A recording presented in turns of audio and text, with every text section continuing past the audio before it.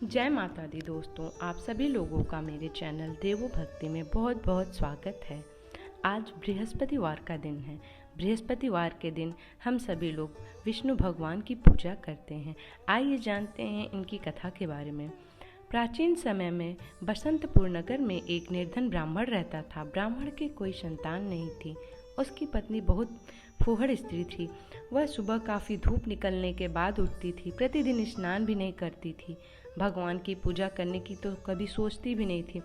सुबह उठते ही वह पहले भोजन करती थी, फिर घर में सफाई करने उसे कतई पसंद नहीं था। ब्राह्मण अपनी पत्नी के इस आचरण से बहुत दुखी था।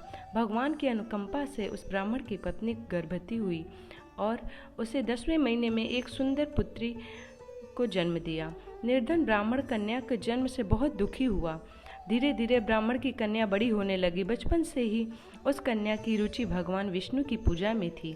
वह प्रातः उठते ही स्नान आदि करके भगवान विष्णु की पूजा करने मंदिर में जाती थी।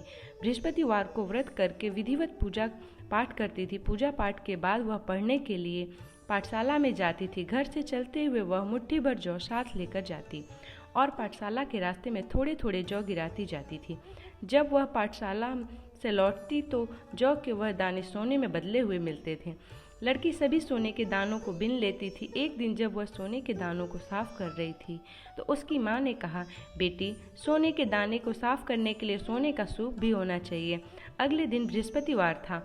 उसने बृहस्पति देव की पूजा करते हुए प्रार्थना की, हे भगवान, यदि मैंने आपका व्रत विधिवत किया है तो मुझे सोने का सूप दे दो।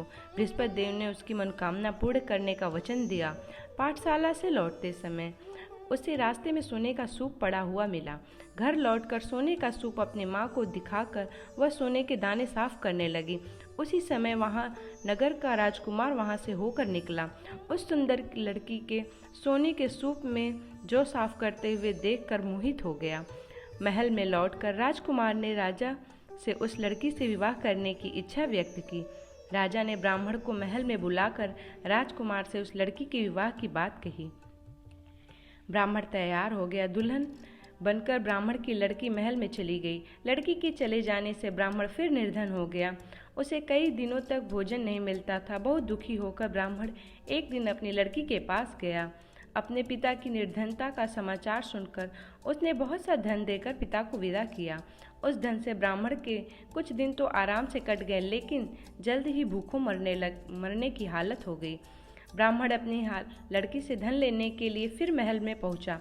लड़की ने पिता की बुरी हालत देखकर कहा, पिताजी, आखिर आप कब तक मुझसे धन लेकर जीवन यापन करेंगे? आप कोई ऐसा उपाय क्यों नहीं करते जिससे आपका घर धन संपत्ति से भर जाए? ब्राह्मण ने कहा, मैंने तेरी माँ को बहुत समझाया पर उसकी समझ में कुछ नहीं आता। तब कुछ सोचकर लड़की ने पिता से कहा, पिताजी, आप कुछ दिन के लिए माँ को मेरे साथ छोड़ जाओ। ब्राह्मण अपनी पत्नी को लड़की के पास महल में छोड़ आया। लड़की ने अपनी माँ से कहा, माँ, तुम कल प्रातः उठकर स्नान आदि कर बृहस्पति देव विष्णु भगवान की पूजा अवश्य करना। पूजा करने से तुम्हारी दरिद्रता अवश्य दूर हो जाएगी। लेकिन उसकी माँ ने उसकी कोई बात नहीं मानी। तब क्रोधित होकर लड़की ने अपनी माँ को एक कक्ष में बंद कर दिया। सूर्योदय के समय माँ को उठाकर जबरदस्ती उससे स्नान करवाया। फिर मंदिर में ले जाकर बृहस्पति देव की पूजा कराई। कुछ दिनों तक ऐसा करने से माँ की बुद्धि में परिवर्तन हुआ और वह बृहस्पतिवार का व्रत रखने लगी।